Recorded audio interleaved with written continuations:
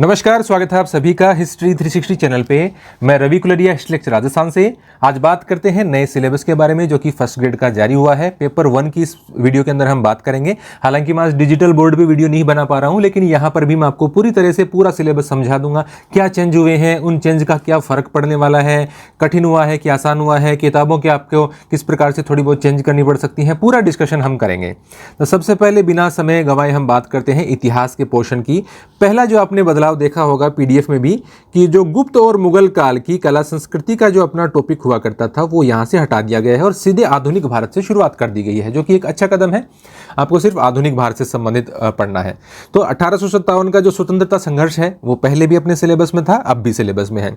यहाँ ये वाले जो आपको 4 टॉपिक दिख रहे हैं, पहले क्या होता था कि गांधी जी और जो प्रोमिनेंट लीडर्स हैं उनका नाम देते हुए और उस पर जोर देते हुए और भारत के स्वतंत्रता संघर्ष की बात थी। तो उसमें ये क्लियर नहीं था कि अपन भाई कांग्रेस की स्थापना से शुरू करें कि कहाँ से शुरू करें या गांधी जी के आने के बाद से शुरू करें, वो थोड़ी दिक्कत रहती थी। यहाँ इन्होंने क्लियरली बता दिया कि आपको 1858 से 19 में जो राष्ट्रवाद का उदय हुआ है, राष्ट्रवाद का विकास हुआ है, ग्रोथ हुई है, वो पढ़ना है। फिर उसके बाद में 1919 से 1942 जो कि रोलेट एक्ट से और उसके बाद की जो घटनाएं हैं, जलियांवाला बाग की घटनाएं हुई, असहयोग आंदोलन हुआ, उसके बाद से लेकर 1942 तक का आपको पार्ट पढ़ना है। 1942 में आपका भारत छोड़ो आंदोलन का पार्ट आ जाएगा। इस दौरान जो रेवोल्यूशनरी एक्टिविटीज़ हुई, जो क्रांतिकारी घटनाक्रम चला है सारा, उसमें आपको बंगाल में अनुशीलन समितियों की स्थापना से लेकर के और पूरा आपको ये आज़ाद हिंद फौज तक का सारा रेवोल्यूशनरी एक्टिविटीज़ आपको पढ़नी है। तो ये अलग से इन्होंने मेंशन कर दिया। टुवर्ड्स फ्रीडम एंड पार्टीशन, तो ये आपका आ गया 1942 से 1947 का पार्ट। यहाँ पर आज़ादी की ओर हम जा रहे हैं, टुवर्ड्स फ्रीडम, और पार्टीशन हो रहा है भारत का विभाजन। तो भारत के विभाजन से संबंधित भी थोड़ा सा आपको पढ़ना पड़ेगा, ठीक है। तो ये भारत की आज़ादी तक का पार्ट 1942 से 1947, मोटा मोटी ये आधुनिक भारत हो गया आपका। 1857 की क्रांति से 1947 तक का पूरा पार्ट हो गया। ये आधुनिक भारत आपको पूरा ही पढ़ना हो गया। बीच में कोई आपके जो धर्म सुधार से संबंधित बातें हैं, पुनर्जागरण से संबंधित बात है, वो तो आगे दी हुई है। तो पूरा आधुनिक भारत दे दिया गया है, ये मैं आपको बताना चाहता हूँ। दूसरा आ गया है सोशल एंड रिलीजियस रेनेसां, तो ये सामाजिक और धार्मिक पुनर्जागरण। अब इसमें पहले क्या होता था कि आपको 4 टॉपिक नहीं 3 पॉइंट दिए हुए थे। एक में आपके दयानंद सरस्वती थे, एक में राजा राम मोहन राय थे और एक में विवेकानंद थे। अब उनका नाम हटा के ये पूरा लिख दिया। अब ये बड़ा हो गया थोड़ा सा आपके लिए। इसमें आपको फिर उनके अलावा जो और सामाजिक और धार्मिक जो सुधारक है उनका भी विवरण 19वीं और 20वीं शताब्दी का, यानी जो मैं आधुनिक भारत की मेरी जो वस्तुनिष्ठ किताब आती है सेकंड पेपर के लिए, उसमें जो टॉपिक मैंने डाला हुआ है वो टॉपिक यहाँ पे पूरा आ गया है। तो उसके संबंध में हम बात करेंगे कि पेपर 1 में कैसे टैकल करेंगे। पहले हम सिलेबस देख लेते हैं। ये आपकी सारी चीज़ें थी कि 19वीं 20वीं शताब्दी में कुछ प्रोमिनेंट लीडर्स की बात थी। उसमें वही है आपके सावरकर हैं, बंकिम चंद्र चटर्जी हैं, लाल बाल पाल हैं और चंद्रशेखर आज़ाद हैं, भगत सिंह हैं, सुखदेव हैं, रास बिहारी बोस हैं, सुभाष चंद्र बोस हैं। ये सारा आपका वही है। फिर उसके बाद में national movement with special reference to Mahatma Gandhi, Jawaharlal Nehru, Patel, Azad, Ambedkar, ये सारे वही के वही हैं, इसमें कोई चेंज नहीं है। लेकिन आधुनिक भारत अब आपको पूरा पढ़ना पड़ेगा, इसमें कोई दो राय वाली बातें बची नहीं है। पूरा स्वतंत्रता संघर्ष आपको 1857 से लेके भारत की आज़ादी तक का, विभाजन तक का पूरा पढ़ना है। फिर राजस्थान के इतिहास में यहाँ पर ये सेम टॉपिक है। राजस्थान की जो पुरानी संस्कृतियाँ हैं, कालीबंगा, आहड़, गणेश्वर और बैराट, वो सेम है आपका। फिर उसके बाद में history of Rajasthan from 8th to 18th century, 8वीं से 18वीं शताब्दी तक का जो राजस्थान का इतिहास में, उसमें गुर्जर, पृथ्वीराज चौहान, ये सारा का सारा सेम सिलेबस है, उसमें कोई चेंज नहीं है। फिर उसके बाद में history of freedom struggle in Rajasthan, ये भी सेम है। 1857 की क्रांति और राजनीतिक जागृति, प्रजामंडल आंदोलन और किसान और जनजाति आंदोलन, पूरा सेम का सेम है। उसके बाद में सोसाइटी एंड रिलीजन में, यानी राजस्थान की जो कला संस्कृति का मैटर है वो भी एग्जैक्टली सेम है, उसके अंदर कोई चेंज नहीं है। मेंटल एबिलिटी में काफ़ी चेंज है। चेंज क्या है? कम कर दिया गया है।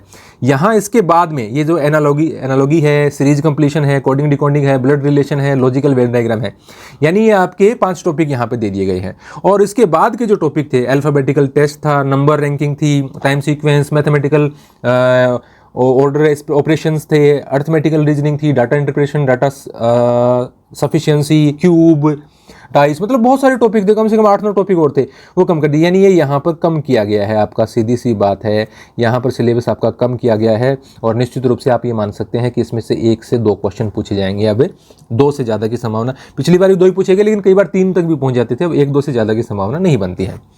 ये आपकी स्टैटिस्टिक्स जो आपकी है सेकेंडरी लेवल की, जिसमें आप माध्यम माध्यिका भौतिक इत्यादि पढ़ते हैं, उसमें कुछ भी नहीं चेंज हुआ है, वो सेम है। Collection of data, presentation of data, graphical representation of data, measures of central tendency, mean median mode of ungrouped and grouped data, ये सेम है आपका, वही आपको सांख्यिकी पढ़नी है।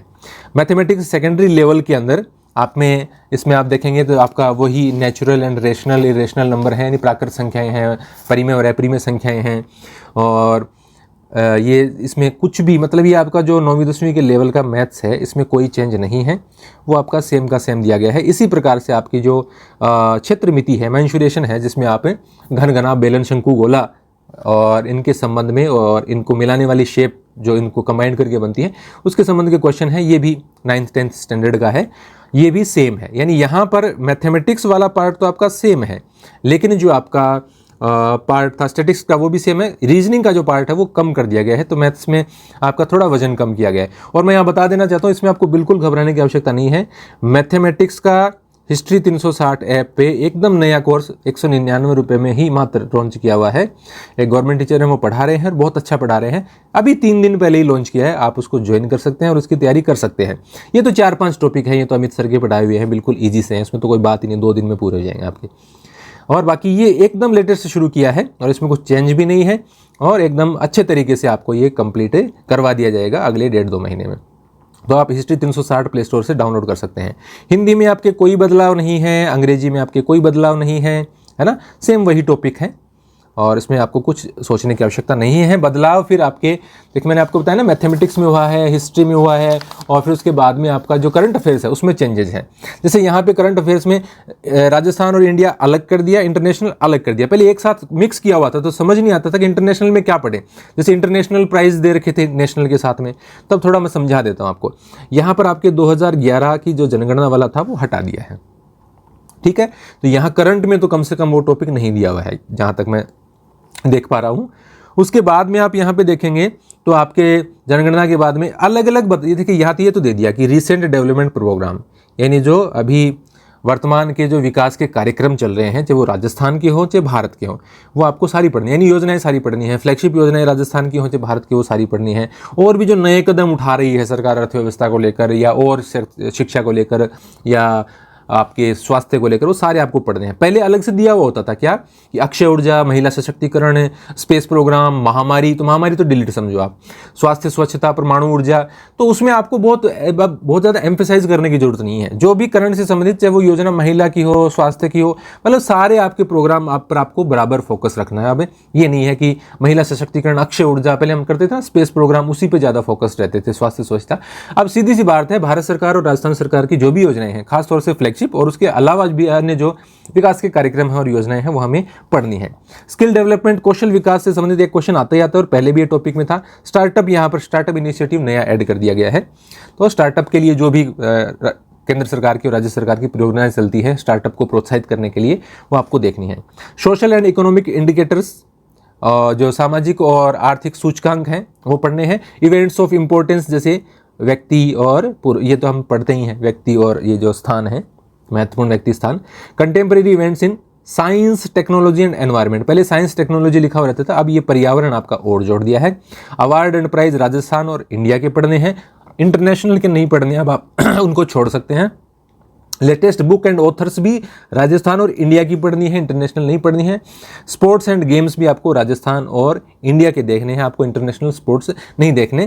तो ये कुल मिलाकर कोई ज़्यादा बड़ा हो गया ऐसा नहीं है, कुछ ना कुछ कमी हुआ है। इंटरनेशनल में साफ बता दिया कि कंटेम्प्रेरी इंटरनेशनल इश्यूज और इवेंट्स लिखनी है। यहाँ पर कोई बहुत ही महत्वपूर्ण घटनाएं हैं अंतर्राष्ट्रीय स्तर की, राजनीति से संबंधित, कोई प्रधानमंत्री बदल गया, कहीं का राष्ट्रपति बदल गया, कहीं पर युद्ध हो रहा है, इस प्रकार की जो बहुत ज़्यादा, और ख़ासतौर से अगर भारत से जुड़ी हुई है तो और भी ज़्यादा, तो उनको आपको देखना है। इसमें फिर ये नहीं है कि आप उसके अवार्ड भी पढ़ो, प्राइज़ भी पढ़ो, आप उसके गेम्स भी देखो, वो आपको नहीं करना है। तो उम्मीद करता हूँ आप ये चीज़ें समझ गए होंगे। जनरल साइंस के अंदर आपको यहाँ पे देखिए, बाकी तो शुरू में एटम्स एंड मॉलिक्यूल्स, ये तो बिल्कुल सही है, अभी हमने पढ़ाना शुरू किया था, एटम एंड मॉलिक्यूल्स ही पढ़ाया है सर ने, अभी भी एकदम लेटेस्ट क्लास शुरू हुई है, आप डेमो भी चैनल पे देख सकते हैं। उन्होंने अभी यही टॉपिक पढ़ाया है, एटम एंड मॉलिक्यूल्स, आगे बढ़े ही नहीं है, क्योंकि अभी 3-4 दिन पहले कोर्स शुरू हुआ है। यहाँ आपके चेंज क्या हुआ है, ये देखिए, इलेक्ट्रिसिटी एंड साउंड, ये आपके नए टॉपिक डाले गए हैं। इसके अलावा यहाँ देखेंगे आप साइंस इन डेली लाइफ, ये बढ़ा दिया गया है आपका। बहुत बड़ा कर दिया गया। मैं दिखाता हूँ आपको, recent development in science and technology. ये जो RAS और IAS में आता है, वर्तमान में जो विज्ञान के क्षेत्र में और टेक्नोलॉजी के क्षेत्र में जो बदलाव हो रहे हैं, क्या चेंजेस हो रहे हैं, वो तो थोड़ा सा एक करंट में भी आपका कवर हो जाएगा और थोड़ा आपको डिटेल देखनी पड़ेगी, जैसे RAS की किताबें आती हैं उस प्रकार से। तो ये इसमें आपको बढ़ाया गया है। Traditional knowledge system of India in science, यानी जो प्राचीन भारत में परंपरागत रूप से विज्ञान की पढ़ाई के लिए क्या क्या हुआ था, तो थोड़ा सा इसको इतिहास से जोड़ दिया गया। यानी जो आपका जनरल साइंस है उसको वर्तमान से जोड़ दिया गया है और इतिहास से जोड़ते हुए ये कुछ और दे दिए। डेली लाइफ में साइंस के यूज से संबंधित एक टॉपिक दे दिया और इलेक्ट्रिसिटी साउंड अलग दे दिए। यानी कुल मिलाकर बात ये है कि ये आपका थोड़ा सा प्लस कर दिया गया है, यानी इसमें आपका मैटर बढ़ा दिया गया है विद्यार्थियों के लिए। थोड़ा साइंस में कम किया तो यहाँ, उसमें रीजनिंग कम की तो यहाँ पे बढ़ा दिया, ढाक के 3 पात वाली बात हो गई। इंडियन पॉलिटी के अंदर देखिए, सबसे पहले आप यहाँ पे देख पाएंगे कि गवर्नमेंट ऑफ इंडिया एक्ट 1935, ये आपका पहले नाम अलग से दिया हुआ नहीं था न, ये जो संविधान सभा आपकी कॉन्स्टिट्यूएंट असेंबली, ये भी अलग से दिया हुआ नहीं था, तो ये आपके मेंशन कर दिए दोनों अलग से, तो इसको आपको डिटेल में पढ़ना है। Saline features of constitution of India, ये आपके पहले से था, ठीक है, तो ये कोई नया टॉपिक नहीं है, बिल्कुल ये आपके पहले से था। प्रेसिडेंट आपको पहले पढ़ना होता था, प्राइम मिनिस्टर और उसकी काउंसिल ऑफ मिनिस्टर पहले पढ़ना होता था, वाइस प्रेसिडेंट आपके अलग से दे दिया है। पार्लियामेंट, सुप्रीम कोर्ट, ये तो सुप्रीम कोर्ट तो दिया हुआ ही था। कमीशंस के संबंध में क्या दिया गया था आपके पहले कि commission and board of national level, यानी राष्ट्रीय स्तर के सारे आयोग और बोर्ड आपको पढ़ने होते थे। यहाँ नाम दे दिया गया किसका, इलेक्शन कमीशन दे दिया और UPSC दे दिया, यूनियन पब्लिक सर्विस कमीशन, यानी संघ लोक सेवा आयोग दे दिया और आपका चुनाव आयोग दे दिया। लेकिन नीचे और भी दे रखे हैं, यहाँ पे देखिए नेशनल ह्यूमन राइट कमीशन, ये मानवाधिकार कमीशन दे दिया। ये देखिए महिला आयोग भी दे दिया यहाँ पे, सेंट्रल विजिलेंस कमीशन भी दे दिया, नेशनल ग्रीन ट्रिब्यूनल भी दे दिया, national commissions for protection of child rights, यानी बाल अधिकारों के प्रोटेक्शंस को लेकर जो आयोग है, राष्ट्रीय आयोग, वो भी दे दिया, ग्रीन ट्रिब्यूनल भी दे दिया। यानी आपके अलग अलग मेंशन कर दिए, ये आपको पढ़ने। हालांकि बढ़ाया हुआ नहीं मानूंगा, लगभग ये आपको पहले भी आयोग पढ़ने होते थे, 1-2 ज़्यादा ही पढ़ना होता था।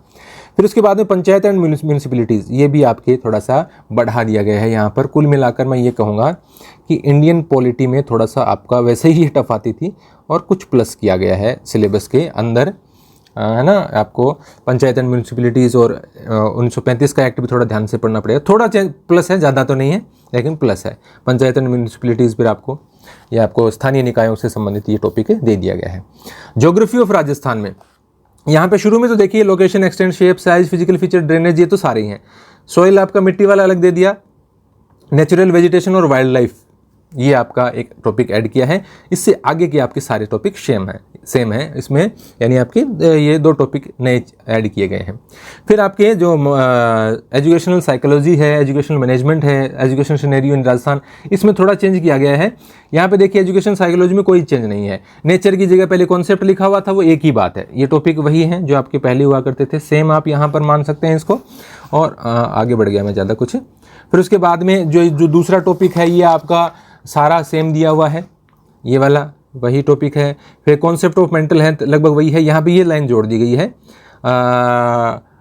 For developing mental wellbeing of senior secondary students, तो लगभग चीज़ तो वही है, लेकिन ये लाइन सीनियर सेकेंडरी स्टूडेंट की मेंटल डेवलपिंग के लिए आप क्या कर सकते हैं, क्या है, उसके संबंध में एक टॉपिक यहाँ पे जोड़ा गया है।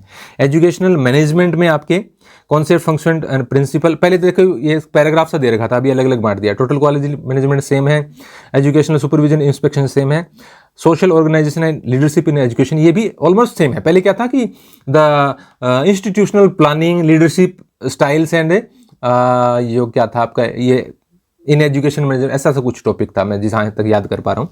तो उसमें इंस्टीट्यूशनल प्लानिंग शब्द है वो तो हटा दिया गया है, बाकी ये ऑलमोस्ट वही टॉपिक है, कुछ उसमें चेंज नहीं है, यानी यहाँ पर आपको विशेष बदलाव नहीं है, छोटा मोटा कम ही हो सकता है।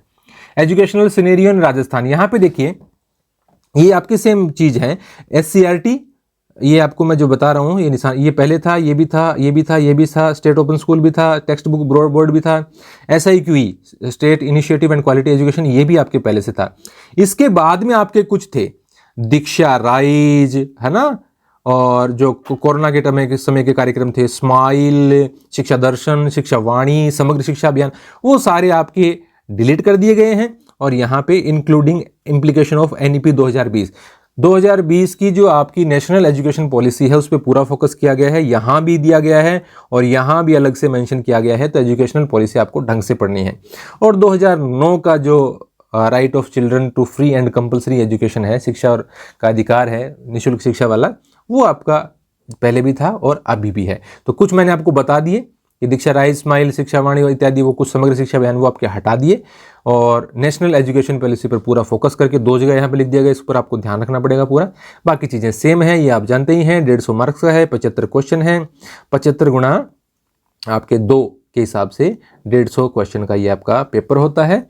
और इसमें किताबों के संबंध में देखो अब थोड़ी सी बातचीत कर लेते हैं, वीडियो वैसे बड़ा हो रहा है। इतिहास के अंदर देखिए जो आपके पास किताबें थी, उस किताबों में आपको थोड़ा सा पहले तो देखो, छोड़ने में तो कोई दिक्कत नहीं है। गुप्त काल और मुगल काल आपने छोड़ दिया, चलो पिन लगा के बंद किया, अपना काम खत्म हो गया।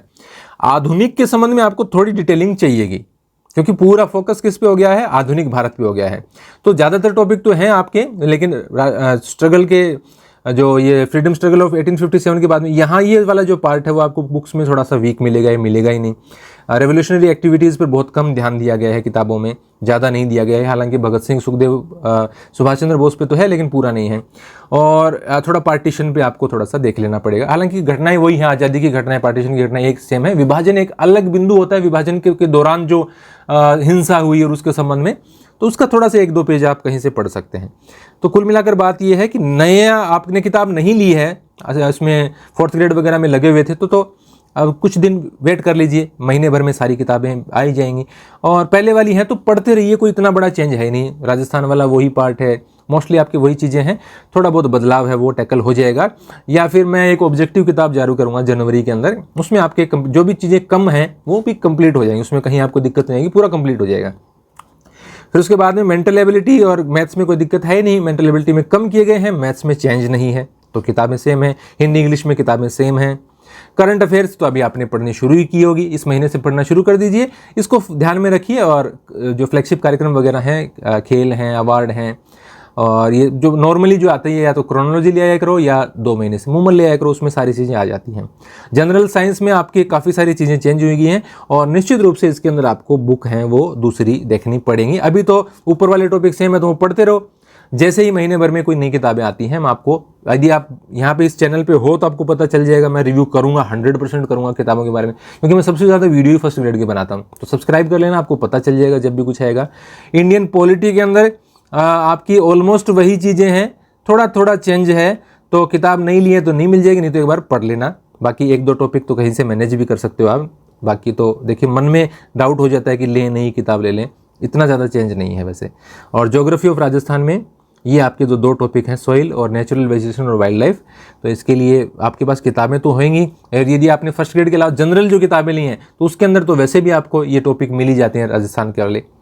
तो ये आपकी जो राजस्थान भूगोल की, आपकी कोई नाथ की या और किताबें, लगभग सारे टॉपिक मिल जाते हैं, कोई दिक्कत वाली बात नहीं है।